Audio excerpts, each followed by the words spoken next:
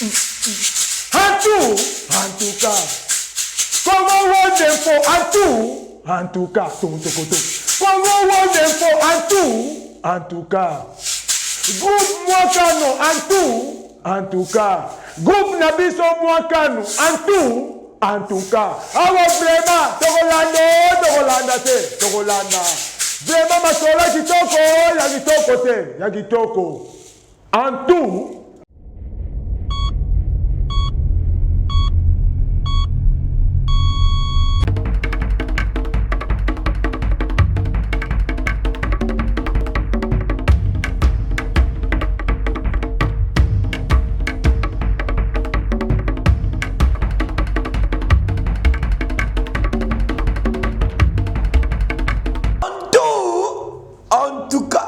En tout cas, cadre ya Congo World Info magazine oyo e na vitesse ya sika ya information ba ko benga machine ya information ba artiste ba kolobela population pe ya kolobela kimia e na mabota partout botala biso na monde mobimba. Fungoli yango na élément oyo pona ko bino marche o salama ki mukulu alobi ba combattant ya UDPS elongo na population baza kote mela makasi élection ya Ronsard Malone na niveau ya présidence ya CENI biso machine ya communication c'est-à-dire Congo World Info toujours aspect mingi ndenge nini trouble et salama ki na niveau ya 6e Amérique kuna botala ndenge nini siège ya PPRD zalaki saccagé na commune à limité pe bolanda ndenge nini parti ya mwana mboka Steve Mbikai na niveau ya Sendwe ndenge nini ba pandi yango pasi pe mawa bolanda élément de reportage oyo Getty Samba na yemoko le corridor Johnny Milongi aki na terrain te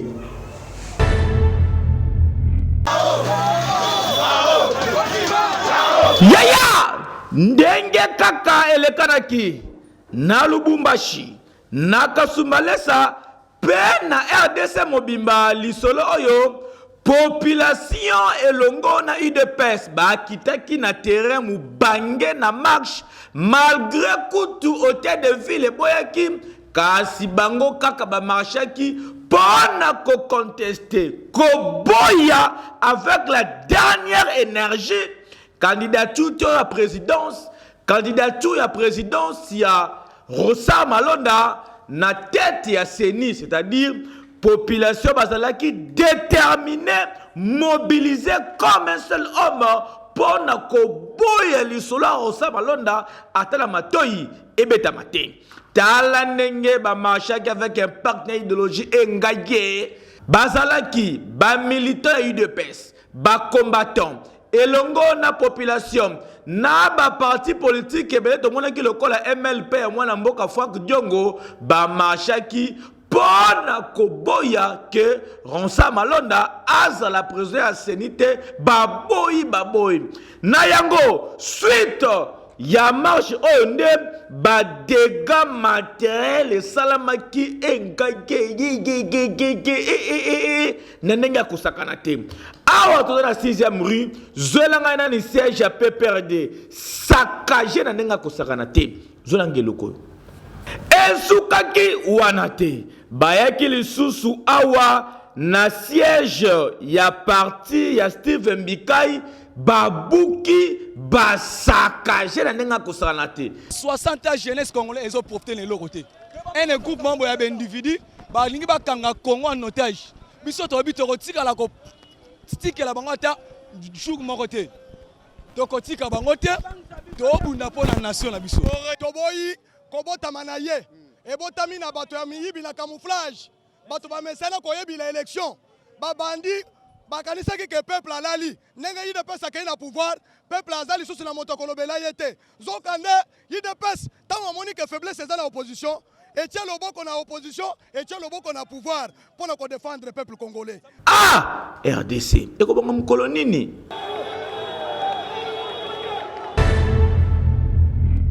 tango population baza ko manifester pona intérêt ya mboka ezali na ba infiltré ba kokota ba kotambola pona kosala désordre botala angle information biso to zui ya bakuluna oyo basala ki désordre ole ba marché mais ba ko ça désordre en tout cas to ko interpeller mingi surtout na ba combattant UDPS ba tout boko tambola bolongola ka ba infiltrer na nzela na bino police et lobby mutumoka kufi ba blessé ebele na ba dégâts matériels ya makasi Alchandre azala ki na compte ya Congo World Info Bolanda.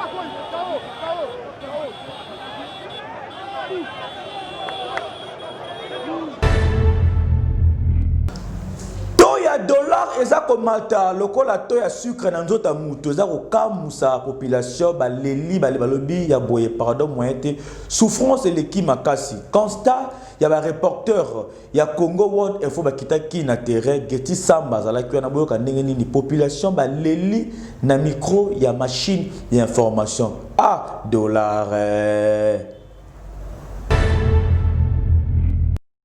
likambu ya dollar oyo eza kosala mutu pasi ba papa na ba mama baza kolala ponya malonga te bandoto chaque 3h 4h nini lisolo ya dollar eza komata lokola to ya sucre na bato babelaka diabète kokamwa tokosuka kowapi ba reporter ya Congo World Info bakitaki na terrain Pona kosala constat ya dollar bino moko botala 19.5 Orole kaboye 19.75 ba papa ba mama baza komituna toza kokende wapi batu ebele bafutaka bandaku parfois na franc congolais oye komi dollar mata quel calcul mental oya match lopa kutu ekosa na miko ya Congo World Info yoka communication population esali. Vraiment, et ça la passe. Batu mususu tel que biso to futara mbongo, mususu futara pet, ndako no futara $50. $50 wana, mais yo boulot salaka ba futara na franc. Oyebi que $50 wana na mois, mususu peut-être e bande ko sala ba 55 000, mais le loko ba 99 000 francs. Déjà tous en a perdu $8 rango ezoki beto suka rango et ça la vraiment passe ba konzi mboka ngana ko laksa ba musana ba osala te ba yebi ngo mieke nga basala no effort mbongo ezala non stable to éviter so to kende wapi na mamotali dollar to senga na gouvernement azwa solution pour na makambo ba mama na biso bazoteka biloko emati biloko vraiment ba ke soma na prix mususu ba oteka na prix mususu o senti que mbongo vraiment ezo peser te na miso bato mbongo ya biso moba na mboka eza sous na valeur te pour dire la vérité franc congolais ezo peser te maman linginga to dollar et ma musicien likamba dollar oyo bakonzi botale la biso yango malamu parce que ya boye tu éviter tout okende wapi fin du monde ko banana RDC to penini po batu souffrance eleki dollar eza komata elo balango ya nimo aussi dollar kokama ya sala. Na société boyeba ke nzela elenge sa toza awa na commune ya Bumbu eza kosala madada na ningi ya kosakana te population basepeli Geti Samba Alchandre bazalaki na compte ya Congo World Info commentaire ya Josué Osomba. Soki okimaki kosalela nzela elenge sa pona ndenge ezalaka na eta ya kobeba beta tour mikolo oyo komona ke misala ezali kobeta mana ndenge ya kosakana te bota la bino moko Banger ezali na pointe déjà pona kobeta nzela oyo dada po ndenge boyebi ke nzela oyo ebebisaka déjà moral ba chauffeur kosalela yango parce que ba amortisseur ya mituka na bango ekomaka lango lokola biscuit prince bukana parce que eta nzela oyo ezalaki mabe makasi kasi lelo na bokasi ya gouverneur ya ville ya Kisasa mwana Kisasa Gentini Mbaka Ngobila nzela oyo ezwi forme nenga bosa komona boye bazali déjà kobeta baka niveau dada koto pe beto ezali kosala mape kolambama po déjà kala mingi te nzela ezwa forme kaka ndenge ezalaka population ya zinga oyo baza komona pe baza kolandela misala oyo basepeli pe balobi na micro ya machine ya information baimpression na bango tomoni bave na biso ese réalisé mpo na nzela oyo depuis esalema depuis mpe nga na botama mbala liboso na mona ke batie projet mpo na nzela mpe babandi mosala kala tonda komona kaka baye baétudie nzela batie baprojet me nzela esalemaka te mais c'est pour la toute première fois ke tomoni vraiment nzela eza kosalema e soki wana mpe tozomona baza koavance petit à petit esengo mingi mpo na nzela ya route ndenge eza kosalela tokosepela makasi mpena parce que bokomi bampaka déjà tomona nzela yango eza plaisir mingi wana tobotama nzela eza te tokomi na masasa kelke nzela esalami en tout cas plaisir ya makasi eza nango mpenza en tout cas tokosenga na bakonzi surtout baoyo bazwi likanisi ya kosala nzela oyo bolandela yango mpenza ekende ntina suka parce que population balobi bamonaka kaka memba liboso bamona epuis babanda misala epuis baza kosenga ekende ntina suka parce que bayebi avec Fachi Béton nde bazomona ya nzela nde ebandeli eozala beton na beton gouverneur ville Kisasa kaboye ya solo libulu oyo esalami na wenze ya Selembao deja komi kopesa population pasi embouteillage bwaka misu na ngambu bamama bakoteka na basoto oyo wapi kokamwa gouverneur à ville bourgmestre akomi na Selembao tika bureau kita na terrain ya kotala Gerti Samba azalaki na compte ya Congo World Info Bolanda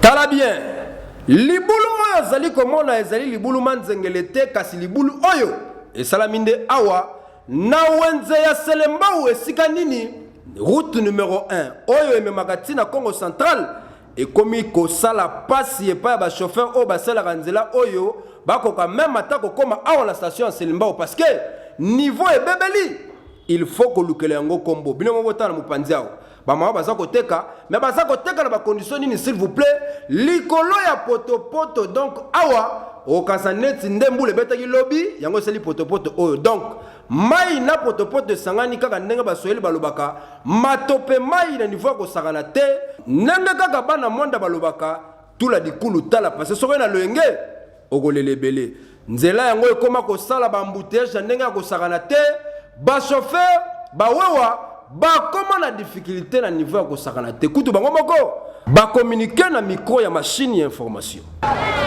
esalaka pasi oyo eza prince numéro 1 na rdc oyo ekendaka pa congo mais bango moko amona mpo balekanaka na boye bakonzi bagénéral badepute baministre akendaka boye tuka biso mama awa salite eleki makasi salite donc tozokoka te banda tozobenga bakonzi baye batala biso likambo oyo donc bazobeta biso kaka bakara tala biso bataximen parce que toestationne toza bakilia place eza te en tout cas bazela biso solution mpona place en tout cas tokosenga na bakonzi oyo batalaka banzela ya mboka na biso baboka nano lisu kote oyo na wenze ya Selembao parce que population ekomi na difficulté ya kokoma na esika oyo bazali kokende parce que nzela eza ya kobeba kutu mikolo eleki boyokaka sango ya baaccident esalamaka bakote oyo ememaka bato ebele cause nango yango oyo libulu manzengele ya mibale ezokreame kote oyo gouverneur ville ya Kisasa bwaka lisu kote oyo mpo obetela bango yango dada ya solo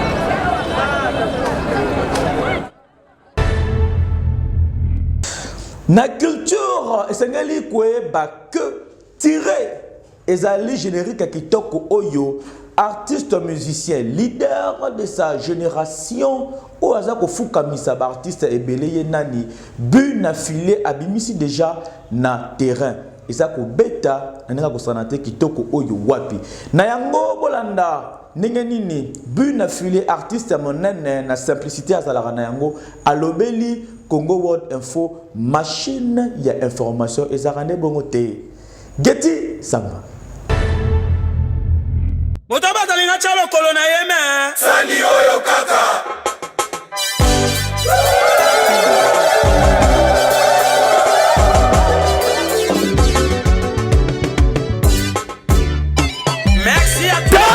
Artiste oyo aye kofuka misa ba artiste congolais ebele abeti bango bigogoko yeyo bune file mwana mobali oyo azana eyemelu ya ba angelu voix kitoko yo wapi mélancolique soki oza koyoka banzembo na ye oza kolela mai ya miso oza kobima yo na ndenge ya kosakana te rumba ya kitoko oyo wapi après avoir kobeta banzembo kitoko bamosantu oyo eningisi efandisi idéologie etie d'accord na mutu nyonso tala lelo oyo ayebi na système ya tire toko tire bango di tala elateli tala clip non non non non non non non non non non non non non mwana mobali oh c'est vrai aye ko changer ba données ya musique ya Congo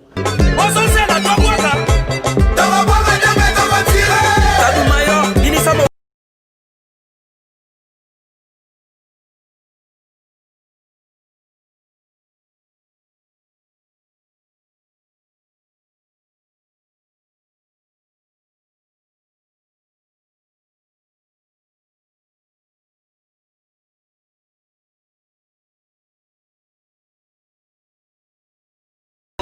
Bina filet pona ko encourager batu na humilité azalaka nango atikaki magazine Congo World Info simate encourager musala oyo Kodo Johnny Milongi elongo na équipe mobimba yage baza kosala zolanga eloko oyo batala basepela batala te bayoka douleur total biso tout Congo World Info d'information à bien ya sur ya kitoko ya qualité image pepele kitoko Doda Nesekoti oyo akoboya artiste bina fili en tout cas azaka kamotema mabe pe sona ye eza lokole ya bakanja ah Congo World Info aza décidé na ko accompagner bina file na musala aza ko sala ya sala Oh non, Milo, mais c'est l'homme mon cœur. Otikinga wapi.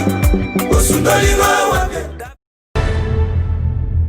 Déjà, tu fournis la bino page française, une autre façon de faire les choses. Ah, Congo World Info, souka quoi. Et ça présenté les lots, na moi soko benga Lise de la presse. Lise, mbote na yo, boni.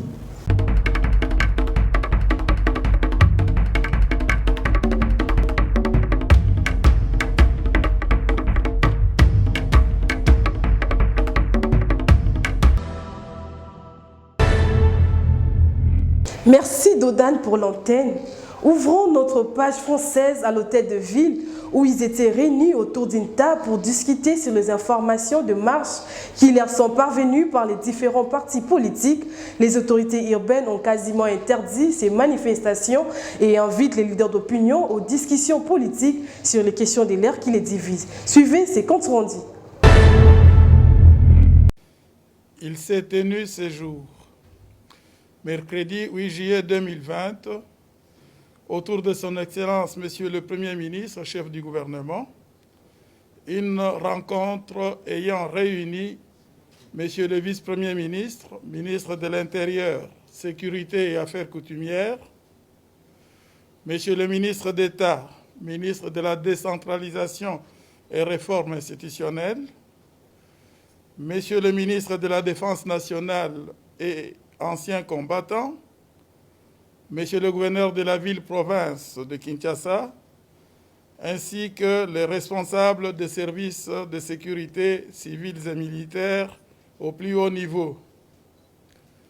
La rencontre a porté sur les demandes des marches des partis politiques et autres organisations de la société civile en rapport avec l'actualité politique de l'heure. Après échange, il a été décidé ce qui suit. 1. En application de l'état d'urgence sanitaire décrété par son Excellence, Monsieur le Président de la République, chef de l'État, ainsi que de mesures de riposte s'y rapportant, il est formellement interdit d'organiser des marches publiques sur toute l'étendue du territoire national. 2. Il est demandé aux leaders des plateformes Cash et FCC, qui constituent la coalition au pouvoir, d'inviter leurs membres de s'abstenir impérativement des marches projetées dès ce jeudi 9 juillet 2020. Cette interdiction n'a rien signifié pour le militant de l'Union pour la démocratie et le progrès social, UDPS en sigle, parti au pouvoir. Eux ont répondu favorablement à l'appel lancé par leurs autorités pour manifester le jeudi 9 juillet 2020 concernant l'entérinement de Ronsard Malonda au poste du président de la CENI. Nos reporters étaient sur place. La sensibilisation étant énorme, la marche organisée par les leaders de l'UDPS n'a pas seulement intéressé la capitale, mais également la ville de Lubumbashi, où les militants ont manifesté depuis la matinée du jeudi 9 juillet comme prévu. Au départ, la population était empêchée par les agents de l'ordre, mais juste après, les FARDC ont libéré les passages aux manifestants. Nous rappelons que la population était à l'extérieur pour dire non à l'entérinement de Ronsard Malonda au poste du président de la CENI en remplacement de Corneille Nangaa qui, selon eux, serait produit du FCC.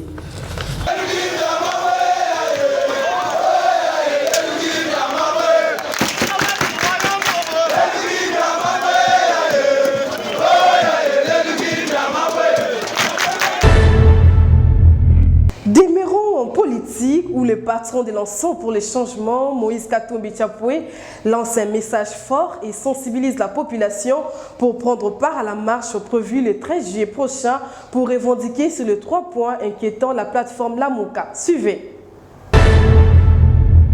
À l'occasion de la marche prévue le lundi 13 juillet prochain, un des 4 leaders de la plateforme Lamuka, l'ancien gouverneur du Katanga, Moïse Katumbi Tchapoué, sensibilise la population pour répondre à cet appel, disant non aux fraudes électorales et autres. Bana Kin, Bana Yaba Congo, Bana Équateur, Bana Bandundu, Bote. L'heure est grave. Bozo Tala Makambo, Wazo Sala na Parlement Wana. Les députés que vous avez élus, ce ne sont pas les députés qui sont au Parlement. To sala nyonso pona makambo wana ya fraude ya Mobulu esila. Jean-Pierre Bemba akomarché na Kinshasa. Bandeko mosusu bakomarché ba muzito na société civile nyonso. Toza bomoko, il faudrait to sauver mboka.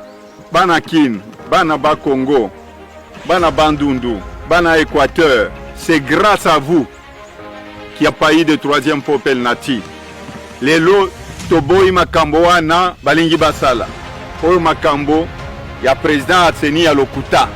Rappelons que les MLC de Jean-Pierre Bemba étaient chargés d'écrire à l'autorité urbaine Gentilini Bila pour passer l'information de la dite manifestation comme la loi l'oblige. Mais malheureusement, l'hôtel de ville n'a donné aucun accord et avance la raison de l'état d'urgence auquel le pays se trouve suite à la pandémie du coronavirus. À l'Assemblée nationale, les assistants parlementaires de cette chambre ont effectué une déclaration dans laquelle ils dénoncent la situation dégradante qui les ronge depuis le début de cette 3e législature. Suivez cet extrait que vous propose la rédaction. Parlementaires de l'Assemblée nationale, 3e législature de la 3e République. Nous, assistants parlementaires de l'Assemblée nationale, constatons avec amertume les violations intentionnelles et délibérées de l'article 36 de la Constitution du 18 février 2006, telle que modifiée et complétée à ce jour. De l'article 150 du Code pénal livre 2, de l'article 108 du règlement intérieur de l'Assemblée nationale. Considérant la situation dégradante, inhumaine et désastreuse que vivent les assistants parlementaires de l'Assemblée nationale depuis le début de cette troisième législature, considérant le nombre de correspondances adressées à la présidente de l'Assemblée nationale qui sont restées sans réponse, considérant l'indifférence manifeste du bureau de l'Assemblée nationale face à la situation calamiteuse que traversent les assistants parlementaires, en dépit de toutes les initiatives et interventions de nos députés respectifs que nous remercions, considérant qu'à ce jour, bon nombre d'assistants parlementaires, suite à cette misère, ont perdu leur logement, d'autres leur vie et d'autres encore ont observé avec impuissance les décès de leurs femmes et ou enfants. Dénonçons ces jours avec force ce qui suit. 1. Le refus de nommer les assistants parlementaires par Madame la Présidente de l'Assemblée nationale au mépris de l'article 108 du règlement intérieur de l'Assemblée nationale qui tombe sous les coups des dispositions de l'article 150 du Code pénal congolais. 2. Puis en justice, Madame Rita Bola, l'ex-directrice de la DGRK, est détenue provisoirement depuis le mercredi 8 juillet dernier au parquet général près la cour d'appel de Kinshasa-Gombe et serait accusée de détournement de 2 millions de dollars américains. Commentaire. Accusée d'avoir détourné une somme de 2 millions de dollars américains, l'ex-directrice générale de la Direction générale des recettes de Kinshasa, DGRK en sigle, Rita Bola, est placée sous mandat d'arrêt provisoire le mercredi 8 juillet dernier dans la soirée après une brève audition par le magistrat du parquet général près la cour d'appel de Kinshasa-Gombe. Selon nos sources, Rita Bola serait également soupçonnée d'allègements fiscaux, arbitraires en violation de la loi, détournement des primes de pénalités et mouvement du personnel en violation des instructions du chef de l'État. Ici est de rappeler que, bien avant de recevoir l'invitation du parquet, Madame Bola avait démissionné de son poste, chose qui ne l'a pas épargnée de la justice sur sa gestion financière. Mesdames et messieurs, c'est tout pour la page française de ces jours.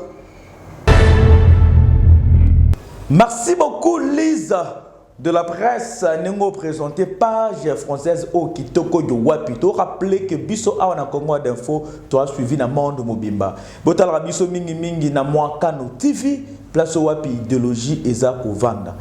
Tala nenge to komi na suka ya édition mokola lelo. Merci na grande équipe technique au basaki musala Kitoko yo wapi. Yemoko coordonnateur Johnny Milongi a na kin à se casser en 1000 morceaux pour ma image et comme Melabino.